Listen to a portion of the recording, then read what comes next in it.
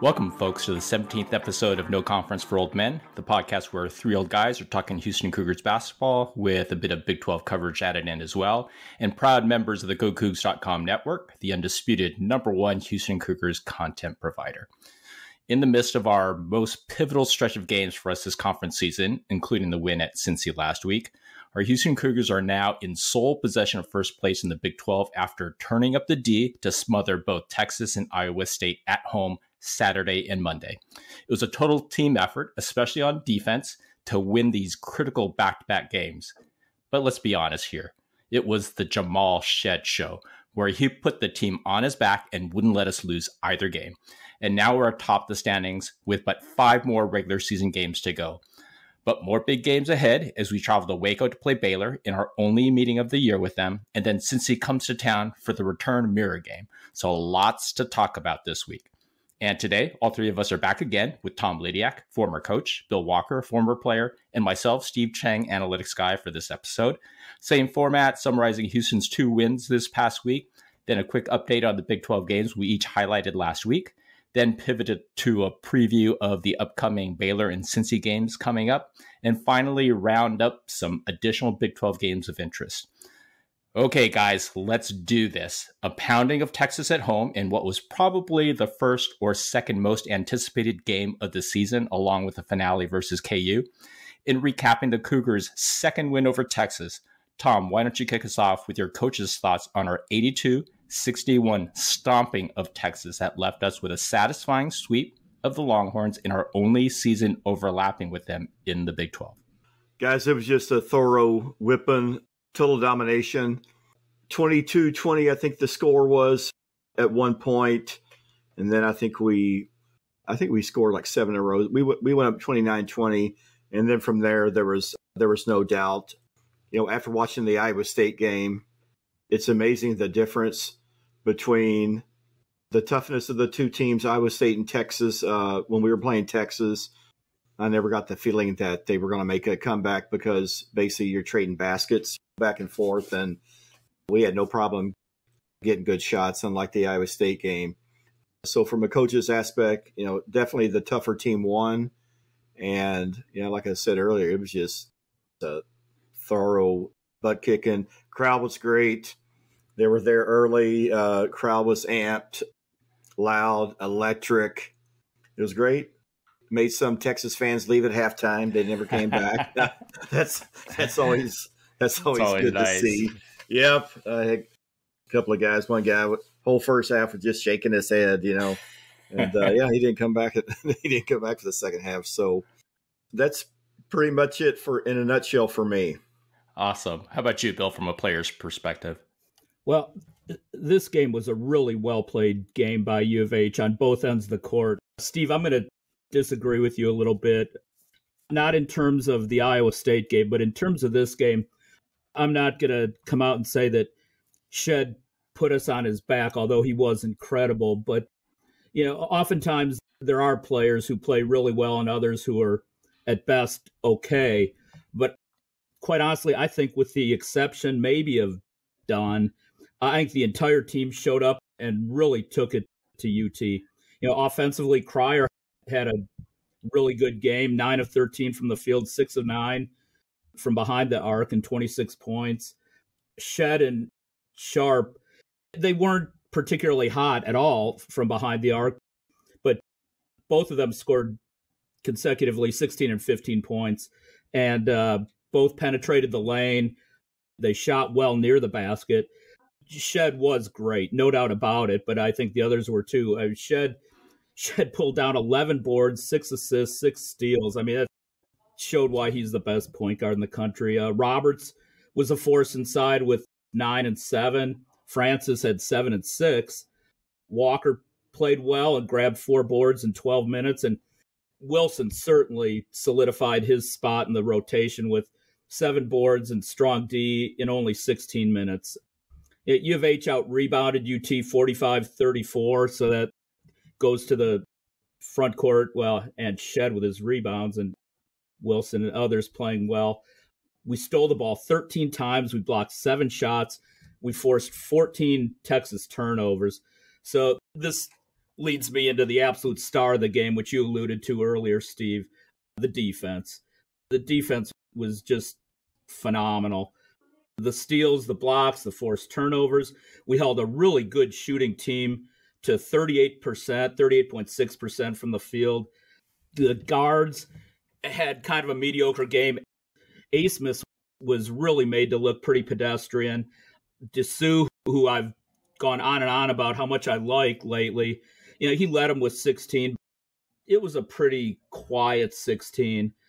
Like you said, Tom, it was close in the first half. Then we went on the run late in the first half. And what we did exactly a 180 of was where they came out and took it to us in Austin in the second half and had their great offensive performance and got it back to where we went into overtime. We came out to start the second half and took it right to them and ended the game not too long after the second half started.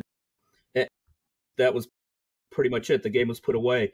The defense was incredible. And in fact, I've got two coworkers here in the office, Kevin McAlpin, who is a U of H season ticket holder and a podcast subscriber, and Danny Polito, who's at best a casual fan, who can't stop talking about U of H and just how completely enamored they are with the D.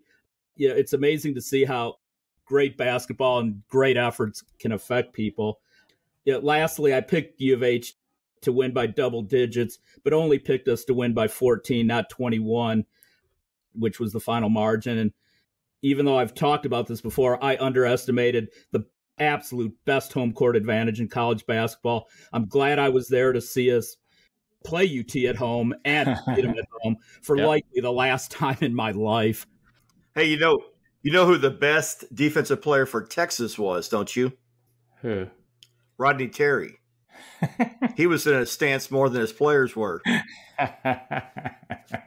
Well, I'll tell you this. One thing I forgot to mention, had they not had one of their starters in the game until the final buzzer, Weaver scored a couple of baskets down the stretch when, he clearly had mismatches. They would not have gotten to 60 points had Weaver not been on the court. And I don't have a problem with him playing, but if it's entirely bench, we probably hold them under 60. That's okay. We beat them by over 20. That's what I really wanted. If we could just kill them in this last game by over 20, 21-point win, beautiful. Starters remain the same: Shed, Cryer, Sharp, Roberts, and Francis. If you break this game into quartiles like Ken Palm does, this was a game for one quartile, the initial quartile of the game, where our Cougars led 19-17 at the 10-minute mark. But boy, we turned up the D, as you guys had both mentioned, and completely controlled the game in the second quartile of the game, 21-10 to end the first half with a 13-point lead. And as you'd mentioned, we then started fast in the second half, extending the lead in the third quartile, 22-14, and then coasted to the 21-point victory as fans were left both satisfied and elated with a season sweep and really how we beat down the soft Longhorns at home. As stated earlier, Shed was the star of the game for UH, 16 points, 11 rebounds, 6 assists, 6 steals, 2 blocks, and a player box score plus minus of plus 24.7 for the game, according to Bart Torvik, while also actually shutting down Asmus. He wasn't only pedestrian, he was a player box score plus minus 9.7 for the game. But two others also came up big, as you guys had highlighted as well. Our guards were just phenomenal. Cryer had a highly efficient 26 points, 9 of 13 from the field, 6 of 9 from three-point range, and a player box score plus minus of 21.3, and Emmanuel Sharp with 15 points, 3 rebounds, 4 assists, and a player box score plus minus plus 14.2. So, guys, this is really the first game I can remember during conference play where all three of our three-headed monster guards had a great game. Then you marry that up with, as you guys had also both mentioned, positive bench contributions from both Walker and Wilson. And boy, this was, I think it's the best we've played offensively, and it resulted in the 21-point win. And you're right, it could have been much worse, honestly. Now, from an advanced analytics perspective, it's what we expected. On offense, we played possibly, again, our most effective game of the conference slate. Our effective field goal percentage was above standard at 53.23%. That was a little bit above our standard of roughly 50%. But we protected the ball extremely well, again, with turnover margin at 12.2%, which is also better than our number 5 standard for the year. And we also have offensive rebounded to standard at 37.8%. On D, we clearly were in sync. And this is just great heading into March. Texas was limited to 44% effective field goal percentage. We blocked 18% of their 2-point shots, limited their 3-point shooting to 33% from the field, and forced turnovers on 21% of their positions. It was interesting. Both Terry and Naismith admitted during the postgame press conference that they were out-physicaled and would need to construct their team differently if they were staying in the Big 12 to compete with us. Just a super satisfying end to our series with Texas. But as we highlighted last week, a super quick turnaround for what could arguably be our biggest game of the season versus Iowa State at home for the big Monday showdown. And our Cougars were zeroed in and focused on D and ball security and continued in a physical but high-quality 73-65 win over Iowa State at home that evened our series with them this season and earned a sole possession first place in the conference standings. Bill, why don't you go first on this one? What were your thoughts from a player's view? Okay, first and foremost, another absolutely extraordinary crowd. The crowd may have even been louder than it was during the UT game, although it was pretty similar, which is to say that it was just absolutely outstanding. In fact, and I'll bring up a person one more time because I really had the extreme pleasure of sitting next to and chatting with the UH Senior Vice President for Academic Affairs and Provost, Diane Chase. And I truly enjoyed the dialogue that we had.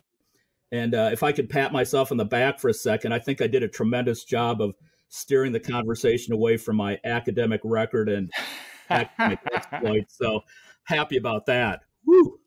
In terms of the game, I thought we'd win this game by 11, and I really thought that that was actually a conservative pick.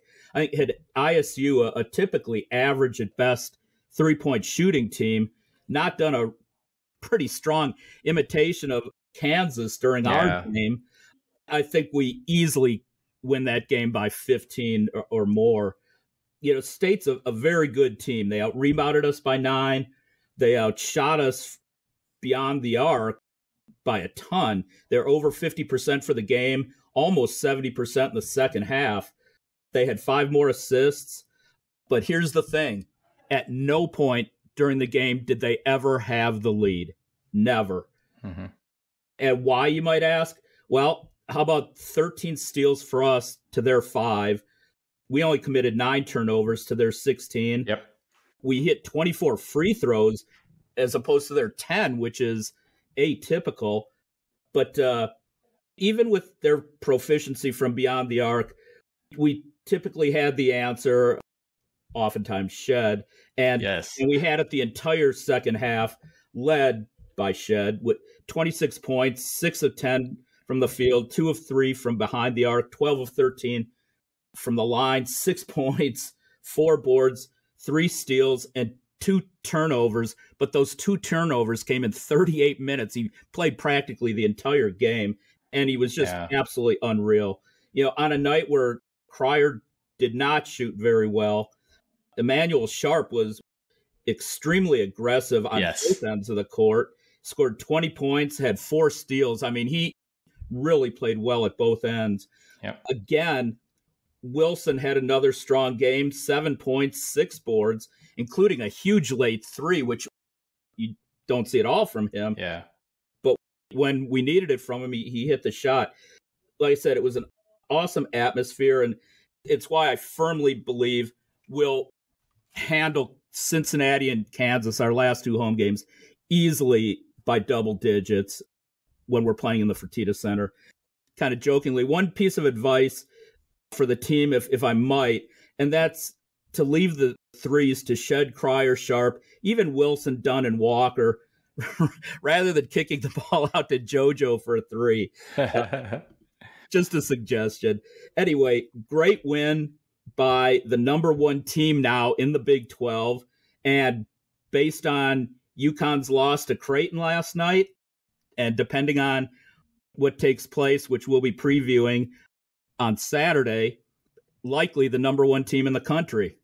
We'll see. Fingers crossed. How about you, Tom? What was your perspective from a coach's view?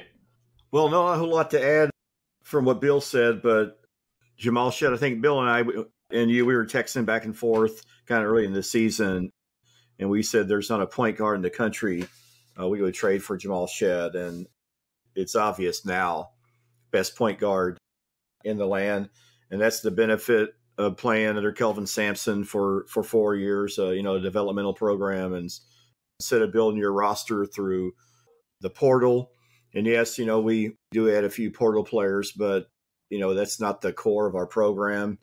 The core of our program are the guys, they're going to hang around for 3 or 4 years. Jawan, like Shed, like Javier. I still can't pronounce his name. Anyway, Francis. Okay. Yep. But yeah, just hats off to Iowa State. Tough team. I mentioned earlier in the podcast the striking contrast between how tough Iowa State is and the difference with them in Texas. Iowa State's a lot like us. Bill alluded to they out-rebounded us, and that's not by accident. They're just a tough team. They contest every pass. They contest every shot. They battle for every rebound. Very, very good team. But having said that, Bill, you mentioned this, is that we probably should have won by more because of some of the shots that Iowa State hit. Trey King, he's a 28% career three-point shooter. You guys remember in the first Iowa State game, late in the game, he hit a huge three. I think that was only first or second he made all year. Well, against us in the second half, I think he was 3 for 3 on threes. Yeah. Yeah, it was unreal. Another key point, Taman Lipsey, who's an Ames kid, very good player. He struggled against our defense. Yeah, huge. Just totally, like you said, against Asmus played pedestrian. He was very pedestrian against us. I kind of look at Lipsey as a kind of like a Jamal Shed type player. We'll see Absolutely. what he's like next year if he stays around his senior year at Iowa State. Another point there is I think he's only a sophomore. Yeah, I agree. I think he's only a sophomore. Yeah, he's a sophomore. Like I said, he's an Ames kid, from Ames High, and that was his dream to play for Iowa State.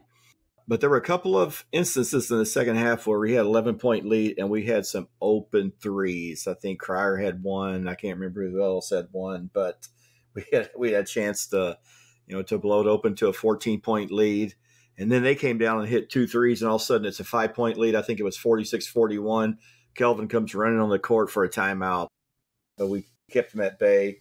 A couple of people are talking about JoJo's 3. I went back. If you look at GoCoogs, I actually put a clip on there. That was actually designed. Yeah, absolutely. JoJo he was wide open, admittedly. Yeah. JoJo purposely went to the 3-point line. I think it was Emmanuel came off a screen, and Emmanuel knew that JoJo was there, kind of threw a no-look pass.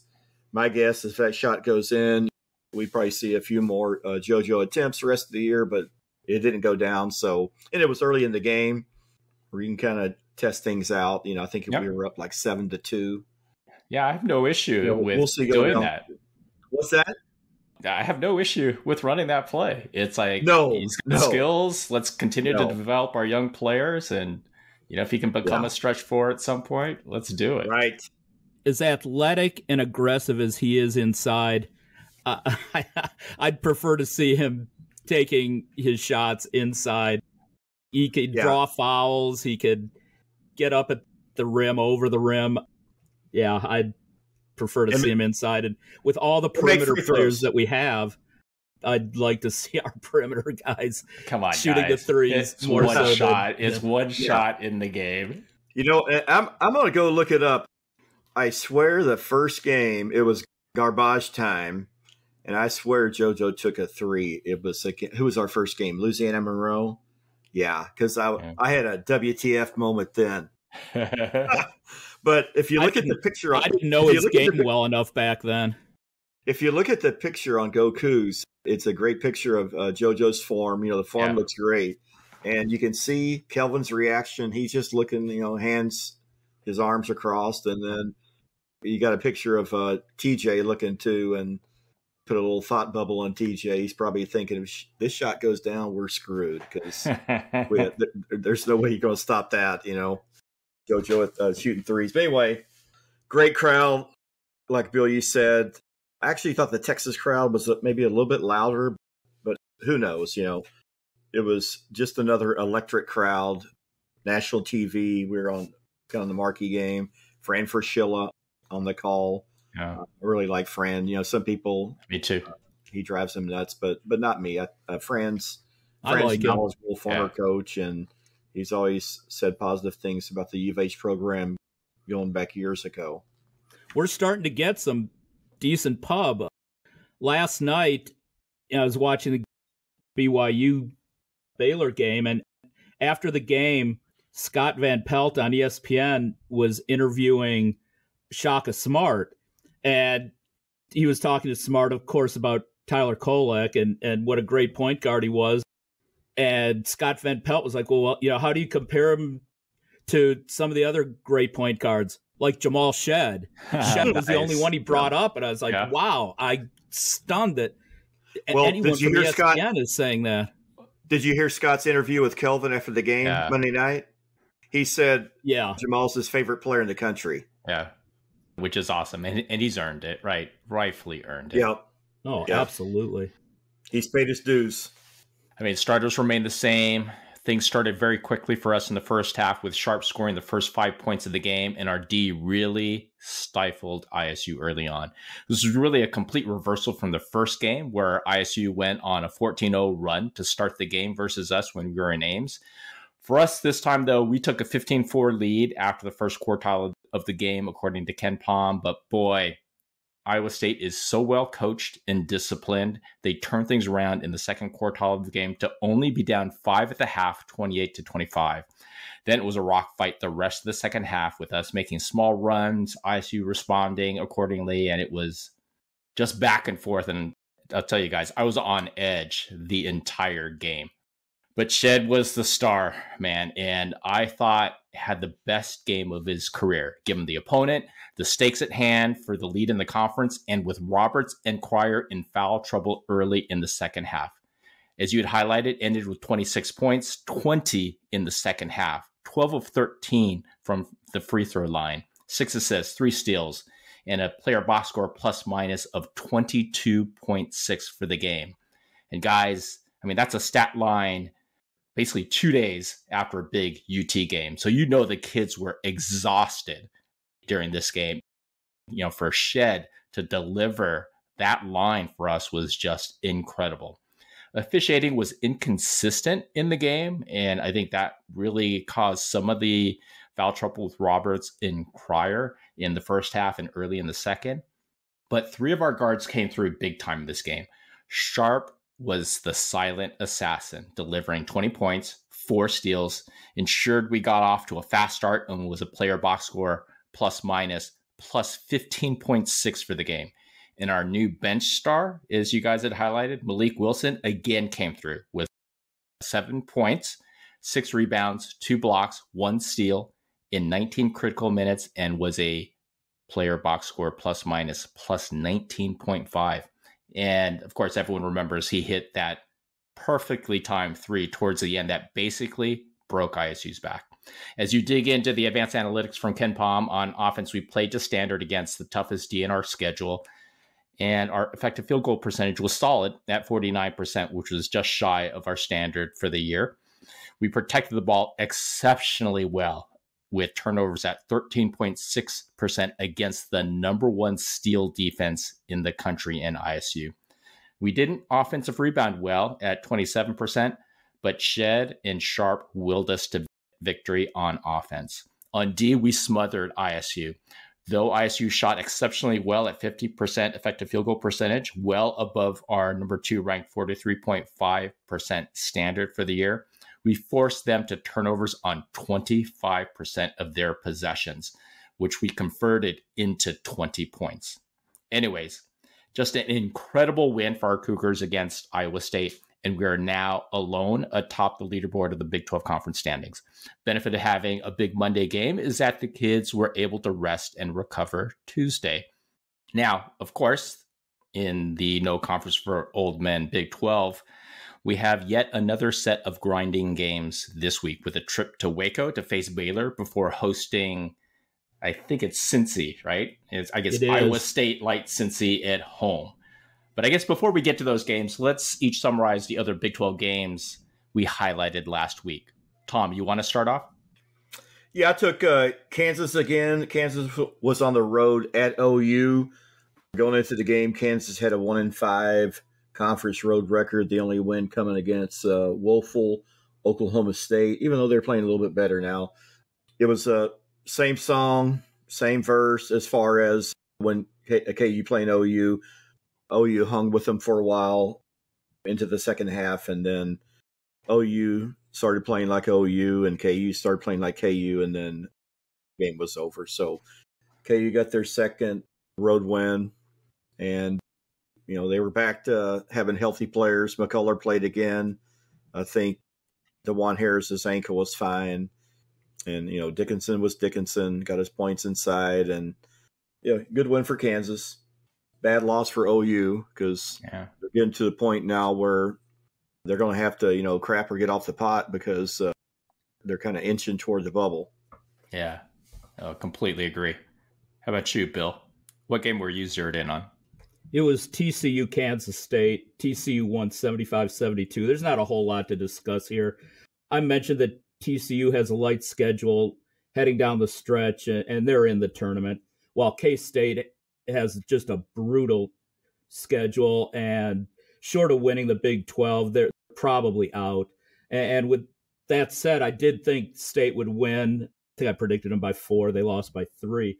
The game was tied with 11 seconds left until Jameer Nelson Jr., who shot 2 for 9 for the game, hit a 3 to account for the final margin of victory. That's right. Micah Peavy seems to be stepping up as TCU's top scorer, kind of their go-to guy. He had 26 in the game. And after the win, TCU moved to 18-7, 7-5 in conference. In terms of the NCAAs, they're good. K-State dropped to 15-10, 5-7 in conference. Again, they've got brutal upcoming games, and hopefully State might end up getting a home game in the NIT, but I kind of doubt it. Mm-hmm. I zeroed in on the Texas Tech Iowa State game, which preceded our game with Iowa State. It was really no contest, and the end score was not indicative of how much Iowa State was in control during their 82-74 win. Keyshawn Gilbert, similar to in our game, was key to the win for Iowa State with 24 points.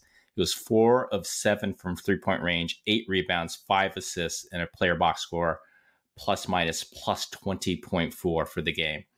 I was following this game hoping Tech would pull out the road win at Iowa State ahead of our game. But as we experienced ourselves, Iowa State is just an exceptional team. I'm really tremendous respect for their coach and their program, built very much like ourselves in their focus on D and disciplined play. They dominated all 3 of the initial quartiles of their game, according to Ken Palm, and just coasted in the 4th quartile where Tech made the score respectable. 16 turnovers by Tech ultimately dug a hole too deep to get out of in this game. So now let's get to the game preview for the upcoming Houston-Baylor matchup. According to Ken Palm, this is our toughest remaining game, especially with it being in Waco. Bill, what do you think of our game coming up? Yeah, I was asked about U of H's schedule about 2 weeks ago, and I said I just cannot see us losing a game the rest of the way, and that included Iowa State, because I'm such a huge believer in U of H playing at home in the Fertitta Center. I just don't think we lose there.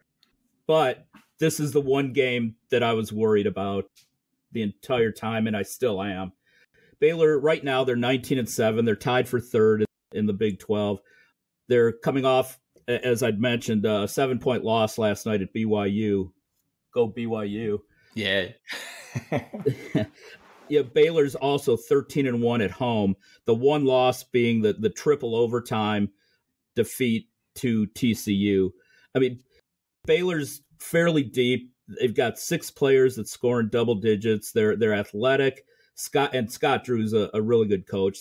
They're led in scoring by their guards. The freshman Jacoby Walker, nice last name, 14-4. I mean, kind of a balanced team. Their leading scorer is only at 14.5 points, 4.5 rebounds. Ray J. Dennis, the point guard, 13-1 and 6.5 assists. And then Jalen Bridges, the other so-called triplet, 11 points, 5 boards. Their guards do the bulk of their scoring, and they've got a couple of three-point shooters as well. But they've also got some big guys that play decent minutes and are very athletic. They hit the boards. They can score. They score off alley-oops. They can get the ball inside, put it in. And so this is going to be a really tough game. They generally play 4 guards and 1 big man. They shoot for the season. I mean, they are a really good offensive team. They shoot 50% from the field, 40% from 3. Yeah, incredible. 15 assists a game, 7 steals a game. So they create turnovers. They do turn the ball over 12 times. And there have been times when they've turned it over more than that. So they do get a little sloppy, even with the 4-guard offense. Their offense, like I said, it's pretty elite. They're not a great rebounding team. But again, they're very athletic. And defensively, they do create turnovers. Yeah, we need to dominate the boards in this game. We need to score inside where we have the advantage.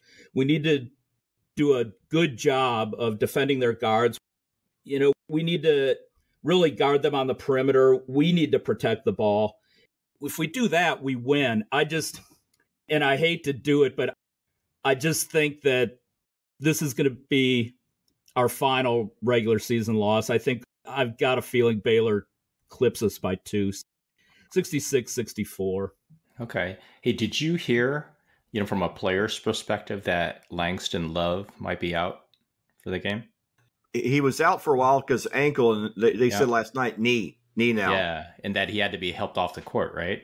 Against BYU. Yes. I didn't see it, but that's what I had read. Was this against BYU or was this last night? Earlier? Right? Last night, yeah. It was okay. Yeah, I didn't see him come off the court. Yeah, knee injury. He's their best 3-point shooter. Not that Walker and Bridges aren't solid 3-point shooters if they get open shots, but Love was certainly their best perimeter shooter. That could change things. Yeah, so we'll see. I hadn't gotten any confirmation though of how serious the injury is. If he's out, I'll change my pick. We win 67-64. There you go. How about you, Tom? From a coach's perspective, if we win this game, it's going to definitely be a culture win going on the road against a really good offensive team in Baylor. When I look at Baylor, they have more offensive skill than, say, like an ISU. Not as tough, though, as an ISU team. So, yeah, not even close, right? I think we're going to be able to run our offense and get some good shots. Just got to be able to knock them down. It'll be interesting to see how LJ shoots coming back to his old haunts. Missy, the big 7-foot guy, 7-foot freshman, reminds me of a lot of who's that Rocket player that used to Clint Capella? That's who it reminds me of. Just that's a good comp. Incredible spring, runs like a gazelle, doesn't shoot free throws very well. So if he ever gets underneath and he's got an easy shot, we're gonna have to hack the crap out of him, put him on the line, make him make his points from the free throw line. We mentioned Langston Love possibly not playing. It's going to be a rock fight, a street fight, as Kellen likes to say on Twitter. All road games are street fights. So I expect nothing different from our Cougs. They'll come out. We'll play hard. I think it's just a matter of hitting a few shots that we get. I think that's going to be the key to the game. And I'm like Bill. I think it's going to be a close game, but I think we're going to pull this one out. I mean, from an advanced analytics perspective, Houston, as everyone knows, we're number 1 in Ken Palm. Baylor is number 13. From an adjusted offensive efficiency perspective, we're currently 16th in the country. On the flip side, Baylor is 85th in adjusted defensive efficiency. If you look at on our defensive side, we're again number 1 adjusted defensive efficiency, and Baylor at number 4 in adjusted offensive efficiency. On offense, Baylor is the best shooting team we will play this year, and they come in at number 9 in effective field goal percentage and are good at 97 in the country. But they have been turning the ball over quite a bit, and it continues to go down. They're at 160 in KenPom in turnover percentage. They're especially adept at shooting the three, as you had mentioned, ranking 3rd in the country, and scoring via free throws, where they're 89th in the country in points from the free throw line.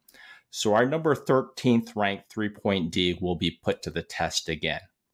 Then you match that up with our number 1 effective field goal percentage D that defends every shot, 1st in block shots, 2nd in steals. This will be a battle of strengths between us on defense and Baylor on offense. So something has to give.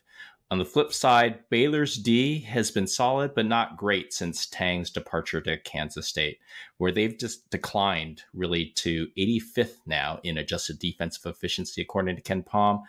Nothing you can classify as a strength on that side of the ball, but they're good at creating turnovers. But even there, they're only ranked 119th in turnover percentage D. They're terrible at effective field goal percentage D, ranking 220th in KenPom, and terrible defending inside the 3-point line, ranking 227th in defending the 2-point shot. And blocking shots, they're no better, ranked 194 in KenPom. Keys for us will be how much we can turn them over to manufacture points in transition, and then taking every other offensive possession deep into the clock to make them work on D. Based on the metrics, this is projected to be a 3-point win by our Cougars by KenPom. I'm kind of where you were originally at, Bill. I actually, even with the Langston Love potential injury and being out for the game, I think this will be our one remaining loss for the season, and I'm actually projecting a 69-67 loss in Waco. Now let's get to the Tuesday game preview for the subsequent Cincy rematch at home. Tom, what do you think from a coach's perspective? Hey, before we go on to Cincy, I forgot something about Baylor. I think it's important. Sure. It was just a couple of games ago. I can't remember who they were playing. They were playing at home. Baylor has played a lot of zone the last couple of games. I haven't seen them play zone all year. Last couple of years, actually, the year they won the national championship, they went man to man. But Drew has gone back to that. It looks like a 1-3-1, but actually it's a 1-1-3. They just bring their wings up high, and they get in the passing lane, make it hard for the ball to go to the corner, and then the wing player then comes down and plays the corner player. So it'll be interesting to see how much zone, if any zone, they play against us. And if they do play that 1-1-3 zone, Kelvin, really good at Hall of Fame coach, will be prepared for it. It probably just comes down to where Emmanuel, Jamal, LJ are going to have to knock down some open shots. But going on to Cincinnati, correct? Cincinnati struggling. Sorry, Tom. I was just going to say, I don't think they played any zone last night against BYU. Now, BYU is the zone-killing team because they... Yeah, no kidding. So well, but Baylor did not play any zone last night. It was strictly man. Okay. I know what game it was. They broke out the zone against Iowa State when Baylor had them at home. I can't remember who won the game. I think Baylor ended up winning that one, but that was the first time all year I'd seen them run that. They've been strictly a man-to-man team last couple of years. So we're moving on to Cincy, correct? Yep, Cincy. We got Cincy at home. They're struggling. Last couple of weeks, I think it's going to be a double-digit win. You can't take anything for granted. I think we take care of them, and it's going to be a double-digit win for the Cougs. I did see the game after we played Cincinnati, the Gissel James kind of playing wild, a little out of control. I thought that hurt him in the game a little bit. But on the other hand, nobody on Cincinnati was scoring any bucket. Yeah, they're playing tonight too, right? I think. So, Bill, what did you think? Yeah, like you said, we played them just recently, 1-5 there. Cincy is going into, if it's tonight, they're 16-9. They're 10th in the Big 12. They're currently out of the tournament by everyone who's predicting. And they finished the season. If they pull an upset or two, they've still got a remote chance to get in. They've got home games I mean, a perfect home schedule: Oklahoma State, Kansas State, and West Virginia. So they could very easily go 3-0. They should go 3-0 at home. On the road, however, it's at us, at TCU, at Oklahoma. Likely 19-12 going into the Big 12 tournament, and probably in need of 3 tournament wins, which is not likely. No real change with Cincinnati since the last time we played them. They're still a great rebounding team, both offensively and defensively. Solid defense. They're an okay shooting team from 2, but overall a mediocre shooting team. Didn't happen versus us in game 1, but they are an absolute turnover machine. Yeah. If you watch the game that they played right after us at home against Iowa State, they had about 7,000 turnovers. And they're actually getting booed. Their own fans were booing them. Yeah, that's right. I mean, they just couldn't make a run, couldn't get anything going because they couldn't keep the ball. You know, if we control dribble penetration, we move the ball, we rebound with them, and we protect the ball, we win this game easily. Yeah, CJ Frederick, their shooter, is back from his injury. I think he played about a minute or 2 against us, and he's been playing a little more since, and he can hit threes. But, you know, the key will be on the perimeter, defend Skillings, Lukosius, lock him if he playing much. It's kind of been he's not playing much now. Yeah. And Newman, and control the dribble penetration from Thomas and James. We're going to win this game. I have it 75-54. Okay. And by the way, they are playing tonight. They're actually tied with Oklahoma State 65-65 at home with 3:43 left in the game. So take it for what it's worth. Yeah, that's a tough one. State's playing better. They just blew out, much to my dismay. They blew out BYU at home, and the game was never close. Yeah. But nevertheless, they should not be winning it at Cincinnati with what Cincinnati's got on the line. Yeah, exactly right. I mean, from an advanced analytics perspective, you look at Ken Palm. Again, we're number 1. Cincy's number 37. We played them recently. I always refer to Cincy as kind of a UH light or a Iowa State light. And so the emphasis is all around defense, and their shooting isn't that great. You look at the stats, and again, we're 16th in adjusted offensive efficiency. They're 22nd in adjusted defensive efficiency. We're number 1 in adjusted defensive efficiency, and Cincy is 74th in adjusted offensive efficiency. You know, and just like 2 weeks ago, they're just like us. They don't shoot very well. They're great at offensive rebounding.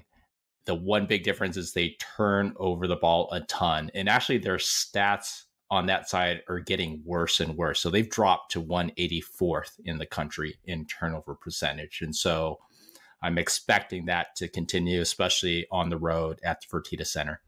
You match that up with our number 2 effective field goal percentage D, that defense every shot, number 1 in blocks, and number 2 in steals.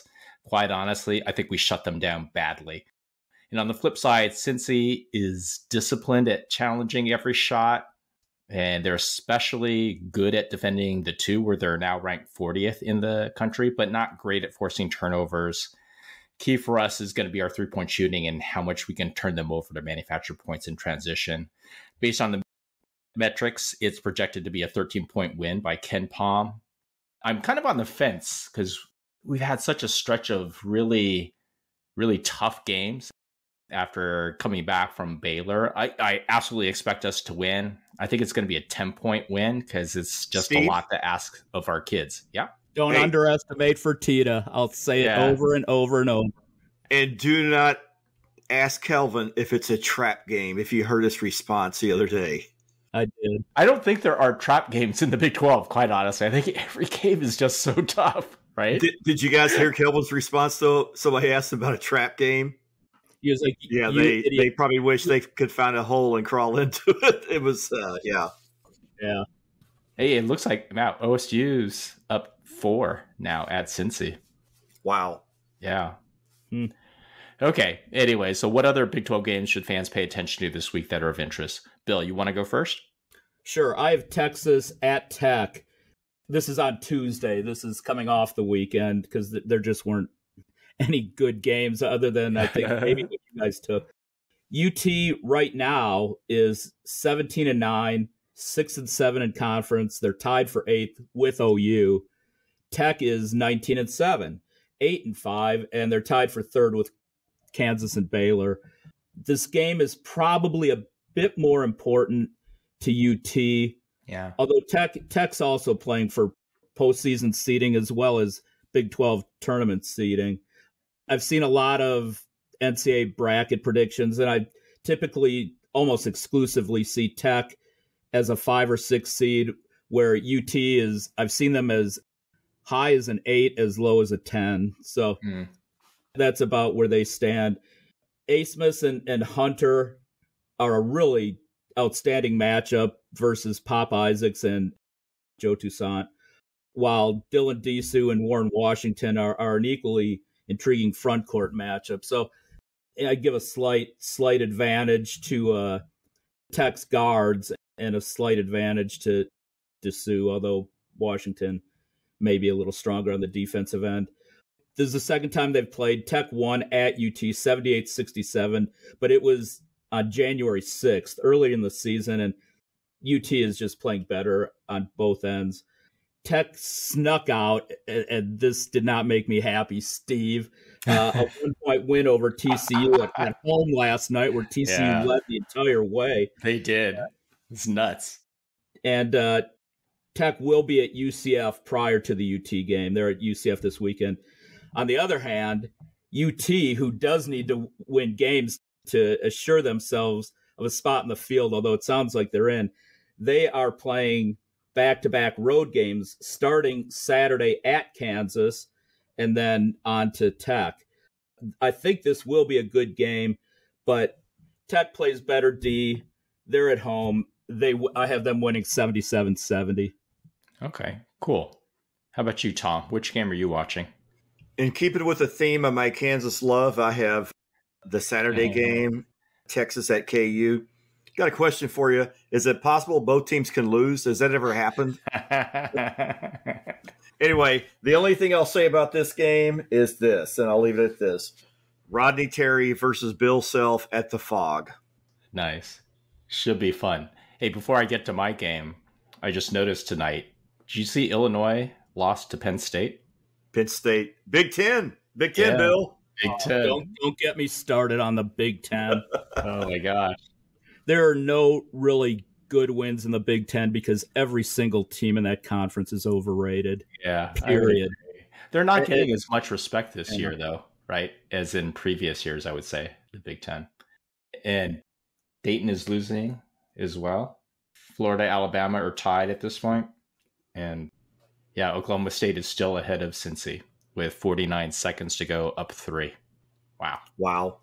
Yeah. So for me, I'm picking the Baylor at TCU game. Again, 2 Texas schools in contention near the top of the standings. This is a rematch where, as we had highlighted, TCU won the first one in Waco in 3 overtimes, 105-102. So Baylor will be looking for revenge. 2 great offenses that play in different ways, pitted against each other. TCU plays quick in transition for easy buckets off turnovers, while Baylor likes to slow things down and work for open threes. Baylor's been efficient, really the most efficient offense in the Big 12 at number 4 in adjusted offensive efficiency, while TCU isn't far behind at number 25 in adjusted offensive efficiency. Both are decent on D, but expect a fun offensive shootout again. Based on the metrics, it should be around a 1-point win for TCU at home. Based on matchups and the fact that I respect but can't stand Baylor, I'm projecting a TCU win by 8. So that's it for this episode 17 of No Conference for Old Men podcast. Hope you all enjoyed it. And again, would really appreciate it if folks would follow, subscribe, or collect our podcast, depending on your podcast platform of choice. We're also available via the Republic of Football podcast feed from the folks at Dave Campbell's Texas Football as the only basketball-centric podcast, or at the GoCoogs.com website for those that prefer to digest the content that way. We appreciate the continued support. Also, please give us a follow on our Twitter account, No Conference for Old Men. Thank you all again for listening, and episode 18 should come out next Thursday. So please be on the lookout to download and listen as the episode drops. Take care, everyone.